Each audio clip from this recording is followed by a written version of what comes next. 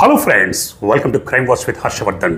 ఇప్పుడు దేశంలో ప్రతి ఒక్కరు కూడా నేపాల్ దేశంలో తలెత్తిన సంక్షోభం గురించి, అక్కడి యువత ఉద్యమించిన తీరు గురించి, అక్కడి ప్రభుత్వం కుప్పకూలిపోవడం గురించే మాట్లాడుకుంటున్నారు. మీకు గుర్తుండే ఉంటుంది, 3 సంవత్సరాల క్రితం అంటే 2022వ సంవత్సరంలో శ్రీలంకలో కూడా యువత రోడ్డు మీదకి వచ్చింది, ఉద్యమాలు చేసింది. దాంతో శ్రీలంక అధ్యక్షుడు తన పదవికి రాజీనామా చేసి దేశం విడిచి పారిపోవాల్సిన పరిస్థితి ఏర్పడింది. ఆ తర్వాత 2 సంవత్సరాలకి అంటే 2024లో బంగ్లాదేశ్లో కూడా యువత రోడ్డు మీదకి వచ్చింది, ఉద్యమాలు చేసింది. దాంతో బంగ్లాదేశ్ ప్రధానమంత్రి షేక్ హసీనా తన పదవికి రాజీనామా చేసి కట్టుబట్టలతో దేశం విడిచి పారిపోవాల్సిన పరిస్థితి ఏర్పడింది. ఆ తర్వాత ఇప్పుడు నేపాల్లో కూడా యువత రోడ్డు మీదకి వచ్చింది, ఉద్యమాలు చేసింది. దాంతో నేపాల్ ప్రభుత్వం కుప్పకూలిపోయింది. నేపాల్ ప్రధానమంత్రితో సహా అందరూ మంత్రులు కూడా తమ పదవులకి రాజీనామా చేసి ప్రాణాలు అరచేతులు పెట్టుకొని బిక్కుమంటూ దేశంలో గడపాల్సిన దుస్థితి ఏర్పడింది. దీనికి అంతటికీ కారణం యూత్. ఆ యూత్కి జనరేషన్ జీ ఆర్ జెడ్ అన్న పేరు. మరి ఈ జనరేషన్ జీ ఆర్ జెడ్ కంటే ముందు జనరేషన్స్ లేవా అంటే ఎందుకు లేవు? ఉన్నాయి, మొత్తం 6 ఉన్నాయి. ఫస్ట్ 1883 నుంచి 1900 సంవత్సరాల మధ్యకాలంలో పుట్టిన వాళ్ళనే లాస్ట్ జనరేషన్ అని పిలిచారు. ఆ తర్వాత 1901 నుంచి 1927 మధ్యకాలంలో పుట్టిన వాళ్ళని గ్రేటెస్ట్ జనరేషన్ అని పిలిచారు. అప్పుడే అంటే బహుశా ఫస్ట్ వరల్డ్ వార్ స్టార్ట్ అయినట్టుంది.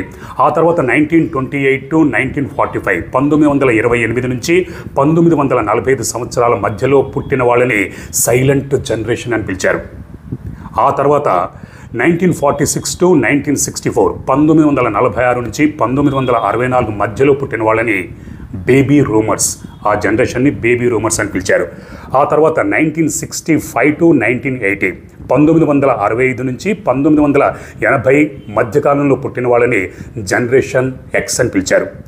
అంటే అప్పుడప్పుడే బహుశా ఈ సోషల్ మీడియా, సామాజిక మాధ్యమాలు ఊపిరి పోసుకుంటున్న టైం అది. ఆ కాలంలో పుట్టిన వాళ్ళని జనరేషన్ ఎక్స్ అని పిలిచారు. ఆ తర్వాత 1981 to 1996 ఈ మధ్యకాలంలో పుట్టిన వాళ్ళని మిలీనియల్స్ ఆర్ జనరేషన్ వై అని పిలిచారు. సోషల్ మీడియా అంటే సెల్ ఫోను, కంప్యూటర్ అప్పుడే పుట్టాయి. అప్పుడే సోషల్ మీడియా ఊపందుకుంటున్న టైం.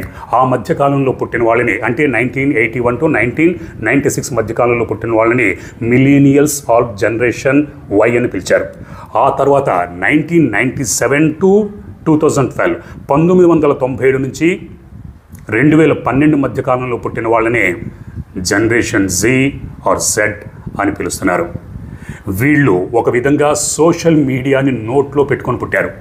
ఒక విధంగా చెప్పాలంటే మహాభారతంలో కర్ణుడు సహజ కవచ కుండలాలతో ఏ విధంగానైతే పుట్టాడో ఈ generation Z or Z social media, Facebook కావచ్చు, వాట్సాప్ కావచ్చు, యూట్యూబ్ కావచ్చు, ఇన్స్టా కావచ్చు, ఎక్స్ కావచ్చు, వీటినన్నిటినీ నోట్లో పెట్టుకొని పుట్టారు.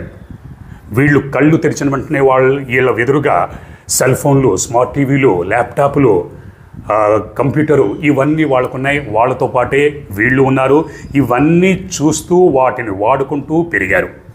మరి ఈ జనరేషన్తో అయిపోతుందా అంటే జనరేషన్స్ ఇలా కొనసాగుతూనే ఉంటాయి. ఇప్పుడున్న జనరేషన్ అంటే 2013 to 2025 అంటే కరెంట్ ఇయర్ 2013 నుంచి 2025 మధ్యకాలంలో పుట్టిన వాళ్ళని జనరేషన్ ఆల్ఫా అంటున్నారు. అంటే వీళ్ళు ఇంకా అడ్వాన్స్డ్గా ఉంటారు, టెక్నాలజీ ఇంకా అభివృద్ధి చెందుతుంది. వీళ్ళే ఫ్యూచర్, వీళ్ళే దేశానికి భావి భారత పౌరులు. అంటే 2013 నుంచి 2025 మధ్యకాలంలో పుట్టారు కాబట్టి వీళ్ళ వయసు 12 సంవత్సరాలు ఉంటుంది. కాబట్టి వీళ్ళ గురించి ఎక్కువగా విశ్లేషించడానికి ఛాన్స్ లేదు, ఎందుకంటే ఇంకా టైం ఉంది. 18 సంవత్సరాలు నిండిన తర్వాత వీళ్ళ థాట్ పాలసీ, వీళ్ళ మొత్తం మానసిక పరిపక్వత ఏ విధంగా ఉంటుంది అప్పుడు విశ్లేషించగలుగుతాం. కాకపోతే ఇప్పుడు జనరేషన్ జీ ఆర్ జెడ్ వీళ్ళు 1997 to 2012 మధ్యకాలంలో పుట్టారు కాబట్టి వీళ్ళు 18 నుంచి దగ్గర 30 సంవత్సరాల లోపు ఉండే యూత్. వీళ్ళే దేశాన్ని దిశానిర్దేశం చేసే యువత తలుచుకుంటే ఏమైనా చేయగలుగుతుంది. అందుకే సినిమాలో కూడా డైలాగ్ ఉంటాయి, అరే మాతో పెట్టుకోకరా, యూత్తో పెట్టుకోకో అని అంటుంటారు కదా. అదే ఇక్కడ మరి ఎందుకు ఒక జనరేషన్కి ఇంకొక జనరేషన్కి మధ్య తారతమ్యాలు ఉంటాయంటే అది సహజమే. కొత్త నీరు వచ్చినప్పుడల్లా పాత నీరు కొట్టుకుపోవాల్సిందే. కొత్త తరం వచ్చినప్పుడు పాత తరం సమాధి కావాల్సిందే, కొట్టుకుపోవాల్సిందే. ప్రతి ఇంట్లో కూడా ఇటువంటి చర్చ ఉంటుంది.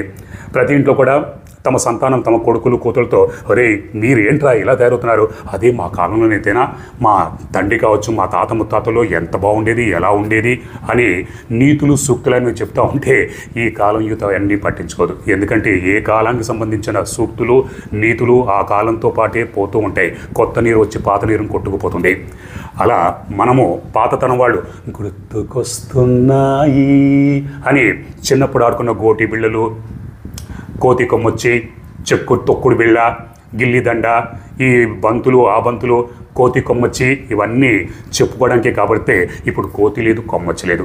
ఇప్పుడు అటువంటి ఆటలు కూడా లేవు. ఇప్పుడు యూత్ అంతా సెల్ ఫోన్లోనే ఆటలాడుకుంటున్నారు.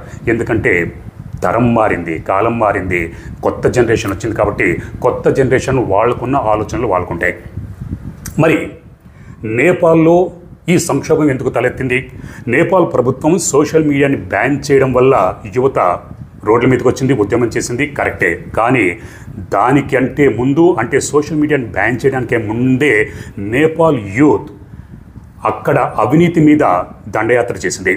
నిజానికి నేపాల్ ప్రభుత్వం, నేపాల్ రాజకీయ నాయకులు, నేతలు వీళ్ళందరూ అవినీతి బురదలో నిండా కూరుకుపోయారు. అక్కడ అవినీతి కొండంతలా పెరిగిపోయింది. ఈ సోషల్ మీడియాని బ్యాన్ చేయడానికంటే ముందే నేపాల్ యూత్ అక్కడి అవినీతి మీద దండయాత్ర మొదలుపెట్టింది, ఉద్యమించింది.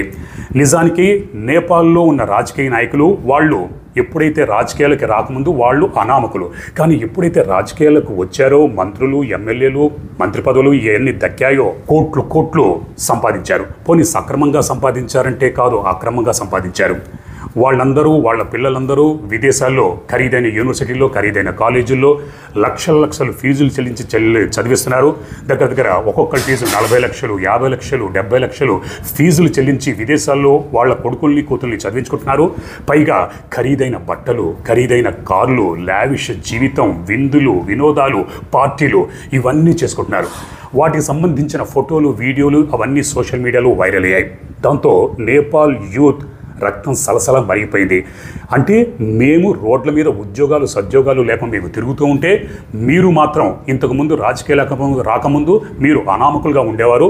ఎప్పుడైతే రాజకీయాల్లోకి వచ్చారో కోట్లకు పడగలెత్తి కోట్లు సంపాదించి అవినీతి సొమ్ముతో మీ కొడుకు కూతుళ్ళని మీ కుటుంబం అంతా విదేశాల్లో చదివించుకుంటూ ఖరీదైన జీవితం గడుపుతున్నారు. మేము రోడ్ల మీద అడుక్కు తినాలా? మాకు ఉద్యోగాలు లేవు, కుటుంబ భారణ పోషించడానికి మాకు కష్టమైపోతుంది, దేశం వదిలిపెట్టి వేరే ప్రాంతాలకి వలసపోవాల్సిన పరిస్థితి వచ్చింది అని యువత రక్తం సలసలా మరిగిపోయి వాళ్ళ అవినీతికి సంబంధించినవన్నీ సాక్ష్యాధారాలతో సహా సోషల్ మీడియాలో పోస్ట్ చేయడం మొదలుపెట్టారు. దాంతో నేపాల్ ప్రభుత్వం గుండెల్లో రైళ్లు పరిగెత్తాయి. అరే ఇప్పుడు వీళ్ళు సోషల్ మీడియాలో మన బండారాన్ని అంతా బయట పెడుతున్నారు, ఇట్లా అయితే మన ప్రభుత్వం కూలిపోతుంది, ఇప్పుడు ఏం చేద్దాం? దీనికంతటికే కారణం సోషల్ మీడియా. మరి సోషల్ మీడియా మీద ఆంక్షలు పెడితే అప్పుడు మన అవినీతి బండారాన్ని బయటపెట్టలేరని నేపాల్ ప్రభుత్వం ఏం చేసిందంటే ఈ సోషల్ మీడియాకు సంబంధించిన యాప్స్ ఏవైతే ఉన్నాయో వాళ్ళకందరికీ ఒక ఆర్డర్ అల్టిమేటం పాస్ చేసి మీరందరూ మా నేపాల్ దేశంలో ఆఫీసులు అన్నీ తెరవాలి, మా నియమ నిబంధనలకి మా ప్రభుత్వం చెప్పే సలహాలు సూచనలు నిబంధనలకి అనుగుణంగా మీరు నడుచుకోవాలి అని సెప్టెంబర్ 3 వరకు గడువు విధిస్తూ ఒక అల్టిమేటం ఒక ఆర్డర్ పాస్ చేసింది. దాంతో పెద్ద దిగ్గజాలైన యాప్స్ యూట్యూబ్ కావచ్చు, ఫేస్బుక్ కావచ్చు, ఇన్స్టా, ఎక్స్ ఇవన్నీ డోంట్ కేర్ అని ఎవ్వరూ పట్టించుకోలేదు. దాంతో నేపాల్ ప్రభుత్వం ఇక లాభం లేదు అని మొత్తం 26 యాప్స్ మీద నిషేధం విధించింది. ఒక టిక్టాక్ ఇంకా 2-3 యాప్స్ మీద బ్యాన్ విధించలేదు. ఎందుకంటే టిక్టాక్ చైనా దేశానికి చెందింది. చైనా పవర్ఫుల్ దేశం, one of the most powerful country in the world. మరి చైనాతో పెట్టుకుంటే లాభం లేదు. నేపాల్ అన్నది చాలా చిన్న దేశం. ట్రక్కెళ్ళి స్కూటీ గుద్దితే ఏ విధంగా ఉంటుందో నేపాల్ దేశాన్ని ఢీకొంటే చైనా దేశాన్ని ఢీకొంటే నేపాల్ పరిస్థితి అదే విధంగా ఉంటుంది. కాబట్టి నేపాల్కి చైనాకి మధ్య కొద్దిగా సత్సంబంధాలు ఉన్నాయి కాబట్టి ఈ టిక్టాక్ మీద నిషేధం విధించలేదు. దాంతో నేపాల్ యూత్ ఆ టిక్టాక్ని ఒక ఆయుధంగా మలుచుకున్నారు. టిక్టాక్లోనే తమ ఉద్యమాన్ని నడిపించారు. టిక్టాక్లో నెపో బేబీస్ అన్న పేరు మీద హ్యాష్ట్యాగ్ మీద ఉద్యమాన్ని నడిపారు. ఇది నెపోటిజం నుంచి పుట్టిందే ఈ బేబీ నెపో. దాంతో ఉద్యమం తీవ్ర రూపం దాల్చింది. అందులోనే టిక్టాక్లోనే ఉద్యమం నడిపారు. దానికి ఒక ఎన్జిఓ సంస్థ కూడా తమ సహకారాన్ని తమ మద్దతుని తెలియజేసింది. ఆ ఎన్జిఓ సంస్థ మనకి కొన్ని నెలల క్రితం ఒరిస్సాలో నేపాల్ స్టూడెంట్ ఒకరు హత్యకు గురాడు. దాంతో ఈ ఎన్జిఓ సంస్థ కూడా నేపాల్ దేశంలో ఉద్యమం నడిపింది. ఆ ఎన్జిఓ సంస్థకి రాజకీయ పార్టీలతో కానీ రాజకీయ నాయకులతో కానీ దేంతో సంబంధం లేదు. కేవలం ప్రకృతి వైపరీత్యాల వల్ల సంభవించే నష్టాల గురించి, భూకంపము లేదా ఎక్కడైనా అవినీతి జరిగితే అప్పుడే ఈ ఎన్జిఓ సంస్థ ఉద్యమిస్తుంది. ఆ ఎన్జిఓ సంస్థ కూడా ఈ విద్యార్థులకి, ఈ యూత్కి తమ మద్దతు తెలియజేసింది. లిటరల్లీ ఆ ఎన్జిఓ సంస్థ నేపాల్ ప్రభుత్వాన్ని మేము పలానా రోజున కాలేజ్ స్టూడెంట్స్తో, స్కూల్ స్టూడెంట్స్తో ఒక ర్యాలీ నిర్వహిస్తున్నామంటే నేపాల్ ప్రభుత్వం అనుమతి కూడా ఇచ్చింది. బహుశా నేపాల్ ప్రభుత్వం వీళ్ళు ర్యాలీ ఏదో చేసుకుంటారు, స్టూడెంట్స్ ఒక 50 మంది 100 మంది వస్తారు, ప్లకార్డులు పట్టుకుంటారు, ఆ తర్వాత ఇట్లా అనుకుంటారు, చేతులు జెండాలు ఊపుతారు, వెళ్ళిపోతారు అనుకున్నారు. కానీ వందలాదిగా, వేలాదిగా, లక్షలాదిగా యూత్ రోడ్ల మీదకి వచ్చి ఉద్యమించేసరికి నేపాల్ ప్రభుత్వం గుండెల్లో రైలు పెరిగితాయి. వారిని మనం అనుకున్నది ఒకటి, జరిగింది ఒకటి, ఇంతమంది ఉద్యమిస్తున్నారని ఇక ప్రభుత్వానికి వ్యతిరేకంగా ఉద్యమించినప్పుడు ప్రభుత్వ దళాలు, భద్రతా దళాలు, పోలీసు దళాలు ఇవన్నీ రోడ్ల మీదకి వస్తాయి. బ్యారికేడ్లు ఏర్పాటు చేశారు, బాష్పవాయు గోళాలు ప్రయోగించారు, వాటర్ క్యాన్లు ప్రయోగించారు, లాఠీ చార్జీ జరిపారు. కానీ యూత్ని ఆపడం ఎవ్వరి తరం కాదు. అరచేతితో సూర్యుడిని ఆపలేనట్టుగా యూత్ని ఆపడం కూడా ఏ దేశం తరం కూడా కాదు. దాంతో యూత్ మరింతగా రెచ్చిపోయి ఉద్యమించారు, ప్లకార్డులు అవన్నీ ప్రదర్శించారు, అవినీతికి వ్యతిరేకంగా పోరాడారు. దాంతో రెండు వర్గాలు, ఇక యూత్కి ప్రభుత్వ భద్రతా దళాలకి మధ్య పరస్పర దాడులు జరిగాయి, రాళ్లు విసురుకున్నారు. దాంతో 12 ఏళ్ల బాలుడితో సహా 22 మంది నేపాల్ ప్రజలు, యూత్ చనిపోవడంతో నేపాల్ యూత్ రక్తం ఇంకా మరిగిపోయింది. దాంతో వాళ్ళు మరింతగా విజృంభించారు. నేపాల్లోని మంత్రుల ఇళ్ల మీద రాళ్లు రువ్వారు, ఆర్థిక మంత్రిని రోడ్ల మీద ఉరికించి కొట్టారు. ఇక ప్రతి మంత్రి ఇళ్లకు నిప్పు పెట్టారు. ఉద్యమించడంతో ఇక్కడ ఈ యూత్, ఈ జనరేషన్ జీ తల్లిదండ్రులు కూడా మండిపడ్డారు. ఎందుకంటే తమ పిల్లలు ఉద్యమిస్తుంటే ప్రభుత్వం వాళ్ళకి సలహాలు లేకపోతే ఏమన్నా ఇవ్వాల్సింది పోయి వాళ్ళ ప్రాణాలనే బలి తీసుకుంటారా అని ఈ జనరేషన్ జీ తల్లిదండ్రులు కూడా, వాళ్ళ రక్తం కూడా మరిగిపోయింది. వాళ్ళు కూడా ఉద్యమించారు. ప్రజలందరూ ఉద్యమించడంతో నేపాల్ ప్రభుత్వానికి ఇక దిక్కు దివాణం ఏమీ తోచక ఆర్థిక హోంమంత్రి రాజీనామా చేశాడు. హోంమంత్రి రాజీనామా చేసినా కూడా యూత్ శాంతించలేదు. ప్రధానమంత్రి కూడా రాజీనామా చేయాలని విజృంభించాడు. మాజీ ప్రధానమంత్రి ఇళ్లకి నిప్పు పెట్టారు, రాళ్లు రువ్వారు. దాంతో ఇక చేసేదేమీ లేక నేపాల్ ప్రధానమంత్రి తన పదవికి రాజీనామా చేసి దేశం నుంచి పారిపోవడానికి రెడీ కూడా అయ్యాడు.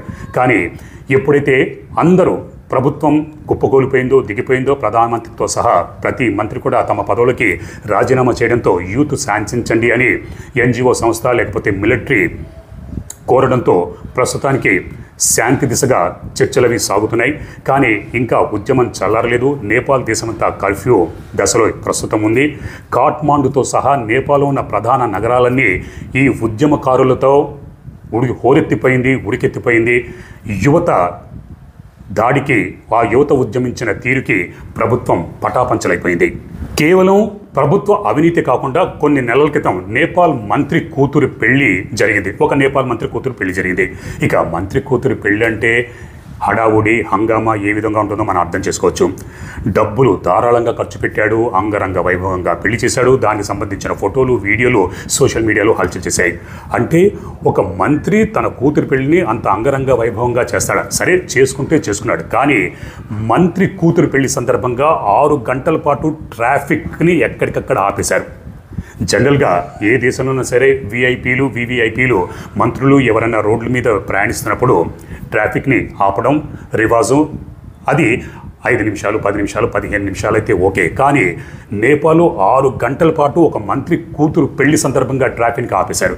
మరి అర్జెంటుగా వెళ్లాల్సిన వాళ్ళు చాలామంది ఉంటారు, ఎన్నో పనులు ఉంటాయి. హాస్పిటల్కి వెళ్లాల్సిన వాళ్ళు చాలామంది ఉంటారు. అంబులెన్సులు కూడా దారి ఇవ్వకుండా 6 గంటల పాటు ట్రాఫిక్ నిలిపేయడంతో నేపాల్ ప్రజలు రక్తం సలసల మరిగిపోయింది. వాళ్ళు కోపంతో రగిలిపోయారు. సరే, అక్కడ నేపాల్లో కూడా 6 గంటల పాటు ట్రాఫిక్ ఆపేయడంతో నేపాల్ ప్రజలు ఉడిపారు. పైగా అవినీతి కొండంత పేరుపోయింది.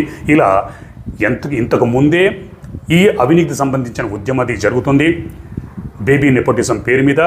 దానికి తోడు నేపాల్ ప్రభుత్వం సోషల్ మీడియా మీద బ్యాన్ విధించడంతో తప్పు మీద తప్పు చేసింది. దాంతో నేపాల్ యూత్ జనరేషన్ జీకి ఎక్కడో కాలింది. దాంతో వాళ్ళు రోడ్ల మీదకి వచ్చారు, ఉద్యమించారు. దాంతో నేపాల్ ప్రభుత్వం కుప్పకూలిపోయింది. ప్రధానమంత్రితో సహా ప్రాణాలు బిక్కుబిక్కుమంటూ దేశాన్ని విడిచి పారిపోవాల్సిన పరిస్థితి ఏర్పడింది. కానీ ప్రస్తుతం నేపాల్ ప్రధానమంత్రి దేశంలోనే ఉన్నాడన్న వార్తలు వస్తున్నాయి. కాకపోతే ఇప్పుడు నేపాల్ ఆర్మీ చేతులకు వెళ్ళింది. మరి ముందు నేపాల్ ప్రధానిగా ఎవరు ఎన్నుకుంటారు? కొంతమంది పేర్లనివి వినిపిస్తున్నాయి. మరి ఎవరు వస్తారు? నేపాల్ దేశాన్ని ఎవరు ఏలుకుంటారు? మంచి అవినీతి రహితంగా ఎవరు పాలిస్తారన్నది నేపాల్ ప్రజలు వాళ్ళు డిసైడ్ చేసుకుంటారు. చివరిగా ఈ సోషల్ మీడియా మీద బ్యాన్లు విధించడం అంటే కొరివితో తలగొక్కోవడంతో సమానం. ఎందుకంటే ఇప్పుడున్న కాలంలో సోషల్ మీడియా అంటే సెల్ ఫోన్ లేకుండా ఏ మనిషి కూడా బతకలేని పరిస్థితి ఏర్పడింది. ఒక్క యూతే కాదు, ముసలి ముతక కూడా పొద్దున్న లేస్తే ఫోన్లో వాట్సప్, ఫేస్బుక్, ఇన్స్టా లేకపోతే స్మార్ట్ టీవీ ఇవి చూసుకుంటూ ఉన్న ముసలి ముతకాతో పోల్చుకుంటే యూత్ వాళ్ళకి ఫోన్ లేకుండా సోషల్ మీడియా లేకుండా ఎవ్వరు కూడా బతకలేని పరిస్థితిలో ఉంది. అటువంటి దాన్ని నేపాల్ ప్రభుత్వం సోషల్ మీడియా మీద బ్యాన్ విధించి తాను తీసుకున్న బోతులో తానే పడ్డట్టుగా అయింది. చాలామంది అప్పుడప్పుడు అనుకుంటారు ఇప్పుడున్న యూత్ దేనికి పనికిరాదు, సోమరిపోతులో ఉంటారు, బద్ధకంగా ఉంటారు, వీళ్ళకి ఏ పని చేత కాదు అని పాత తరం వారు అనుకుంటూ ఉంటారు. అనుకోవడంలో తప్పలేదు. కానీ ఏ తరంకి సంబంధించిన ఆలోచనలు ఆ తరంకి ఉంటాయి. పాతకాలంలో తాతలు, తండ్రులు, ముత్తాతలు వాళ్ళ కాలంలో ఉన్న పరిస్థితులకు అనుగుణంగా వాళ్ళు బతికారు. ఇప్పుడున్న పరిస్థితులకు అనుగుణంగా వీళ్ళు బతుకుతారు. వాళ్ళకి మంచి ఏంటి, చెడు ఏంటి అనేది తెలుసు. నేను ఇంతకుముందు ఎన్నో వీడియోలో చెప్పినట్టుగా సోషల్ మీడియాలో మంచి ఉంది, చెడు ఉంది. దాన్ని ఎవరు ఏ విధంగా తీసుకుంటారన్న దాని మీదే ఆధారపడి ఉంటుంది. కాబట్టి ఇప్పుడున్న యూత్కి వాళ్ళు ఇంతకు ముందులాగా ఏదో లేచాము, ఒక ప్రభుత్వ ఉద్యోగము, ఏదైనా పొద్దున్న నుంచి సాయంత్రం వరకు ఉద్యోగం చేసుకుని పిల్లల్ని పోషించుకుంటే చాలు అన్న భావనలో ఇప్పుడు యూత్ లేదు. ఎవరికి వాళ్ళు స్వతంత్రంగా ఎదగాలి. వర్క్ ఫ్రమ్ హోమ్ ఒక పక్క జరుగుతోంది. ఎవరికి వాళ్ళు సొంతంగా బిజినెస్ పెట్టుకోవడమో లేదో స్టార్టప్లు ఇవన్నీ స్టార్ట్ చేసి సొంతంగా తమ కాళ్ళ మీద తాము నిలబడి ఒకళ్ళ మీద ఆధారపడకుండా ఒకళ్ళ కింద పని చేయకుండా ఉండాలన్న ఆలోచనలో ప్రస్తుత యూత్ ఉంది. ఎందుకంటే టెక్నాలజీ ఆ విధంగా అభివృద్ధి చెందింది. వచ్చే తరం అంటే జనరేషన్ ఆల్ఫా ఇంకా ముందుంటుంది. ఎందుకంటే వాళ్ళ స్పీడ్ని తట్టుకోవడం పాత తరం వాళ్ళ వల్ల కాదు. మనకు అందరికీ తెలిసిందే, మన ఇళ్లలో కూడా ఇటువంటి ఆర్గ్యుమెంట్ అది జరుగుతుంటుంది. మా కాలంలోనైతే ఇలా ఒక కట్టుబాట్లు, సంస్కృతి, సాంప్రదాయము, శాస్త్రాలు, పద్యాలు, నీతి, వేమన శతకాలు, ఆ శతకాలు ఇవన్నీ ఉండేవి అని అప్పుడు ఉండేవి. కానీ ఇప్పుడున్న జనరేషన్కి అవన్నీ ఎక్కే పరిస్థితుల్లో వాళ్ళు లేరు. అదంతా మనకు తెలిసిందే. కాకపోతే 1% యూత్ మాత్రం ఇంకా వాట్సాప్ యూనివర్సిటీలో చదువుకుంటున్న కొంతమంది సన్నాసి యూత్ కూడా 1% ఉంటారు. వాళ్ళు కూడా తర్వాత మారిపోతారు. ఆ యూత్కి గురించే శ్రీశ్రీ ఒక పాట లాంటిది రాశాడు. కొంతమంది కుర్రవాళ్ళు పుట్టుకతో వృద్ధులు, పేర్లకి పకీర్లకి పుకార్లకి నిబద్ధులు. అలా ఒక 1% యూత్ కూడా ప్రతి జనరేషన్లో ఉంటారు. ఇక్కడ ప్రస్తుతం ఉన్న ఈ జనరేషన్ జీలో కూడా 1% ఇంకా వాట్సాప్ యూనివర్సిటీలో చదువుకుంటూ అదే నిజమని భ్రమలో ఉంటారు. వాళ్ళు కూడా మారుతూ ఉంటారు.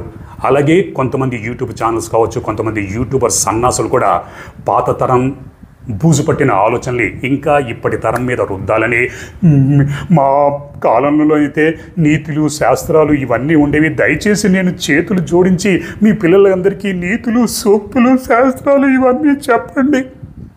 ఇవన్నీ ఇప్పుడున్న జనరేషన్కి ఎక్కువ వాళ్ళకి తెలుసు. వాళ్ళకి ఏం చేయాలి, ఏం చేయకూడదు అన్నది ఎవ్వరూ సలహాలు సూచన పని ప్రస్తుతమైన యూత్కి లేదు. ఎందుకంటే యూత్ తలుచుకుంటే ప్రభుత్వాలే తలకిందులైపోతాయి. దానికి ఉదాహరణే శ్రీలంక, బంగ్లాదేశ్, నేపాల్. అలా ప్రపంచంలో ఏ దేశమైనా సరే ఆ దేశ భవిష్యత్తు యూత్ మీదే ఆధారపడి ఉంటుంది. కాబట్టి ప్రతి ఒక్కరు కూడా ఆ జనరేషన్కి ఇవ్వాల్సిన గౌరవం ఇవ్వాల్సిందే. జాగ్రత్తగా ఉండాల్సిన అవసరం ఎంతైనా ఉంది. అలాగే ఈ యూత్ని ఆకర్షించడానికి రాజకీయ పార్టీలు కావచ్చు, రాజకీయ నాయకులు కావచ్చు, ఆఖరికి సినిమా స్టార్లు కూడా యూత్కి అనుగుణంగా నడుచుకోవడం కోసం నానా తిప్పలు తంటాలు పడుతుంటారు. వారికి ఇప్పుడు ప్రస్తుతానికి సినిమా స్టార్స్ని తీసుకుంటే తాతలైన చిరంజీవి తాత, బాలకృష్ణ తాత, నాగార్జున తాత, వెంకటేష్ తాత వీళ్ళందరూ 70 సంవత్సరాలకి దగ్గర పడుతున్నారు. రజనీకాంత్ తాత, ఇక అమితాబ్ బచ్చన్ అయితే ముత్తాత. వీళ్ళందరూ కూడా యూత్కి అనుగుణంగా నడుచుకోవడం కోసం, యూత్ ఆలోచనలకి అనుగుణంగా ఉండడం కోసం తమను తాను మలుచుకొని గెడ్డాలకి రంగులు, జుట్టుకి రంగులు వేసుకుని తమ పర్సనాలిటీ మెయింటైన్ చేసుకుంటూ యూత్కి అనుగుణంగా సినిమాలు తీస్తూ వాళ్ళ ఆలోచన తగ్గట్టుగా ఉండే విధంగా నడుచుకుంటున్నారంటే మరి యూత్ మీదే అందరూ ఆధారపడ్డారు. యూత్ వచ్చి సినిమాలు చూస్తేనే వాళ్ళకి మనుగడ, వాళ్ళ బతుకు ఉంటుంది. యూత్ లేకపోతే సినిమాలు స్టార్స్ లేవు, సినిమాలు లేవు. థియేటర్కి రావాలంటే యూతే వస్తుంది. మరి యూత్కి అనుగుణంగా నడుచుకోవాలంటే సినిమా స్టార్లు తమను తాము మలుచుకోవాలి.